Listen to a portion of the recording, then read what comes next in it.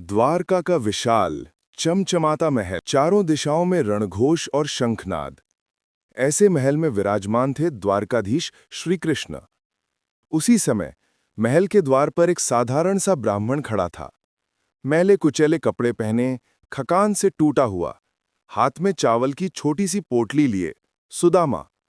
सैनिकों ने उसे रोका और पूछा, किससे मिलना है? सुदामा ने धीमी आवाज में कहा, मैं अपने मित्र कृष्ण से मिलने आया हूं। सैनिक हंस पड़े और बोले, द्वारका का राजा और तेरा मित्र, वापस जाओ। पर तभी महल के भीतर से एक दिव्य ऊर्जा दौड़ी।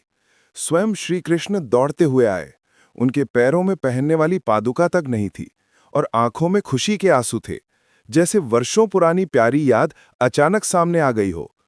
कृष्ण ने सुदामा को गले से लगा लिया और बोले, सुदामा, मेरे मित्र, इतने दिन कहाँ थे?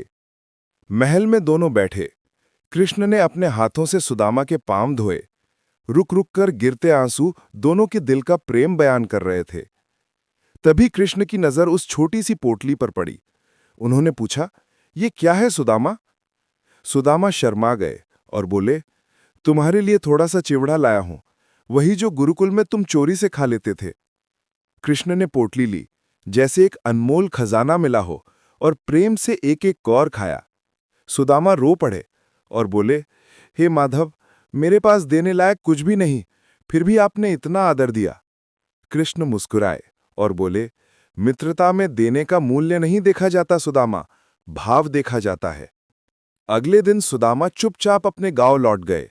रास्ते भर सोचते रहे, मैं अपनी गरीबी भी ना बता पाया, अपने बच्चों की जरूरतें भी नहीं कह पाया। लेकिन जैसे ही गांव पहुंचे, उनकी आंखें फटी रह गईं। उनकी टूटी हुई झोंपड़ी की जगह एक भव्य महल खड़ा था। पत्नी और बच्चे सुंदर वस्त्रों में सजे हुए थे। सुदामा समझ गए कि कृष्ण बिना बताए सब समझ लेते हैं। उनकी आंखों से आंसू बह निकले और उन्होंने मन ही मन कहा, हे कृष्णा, आप दाता भी हो, मित्र भी और मेरा सारा सहारा भी।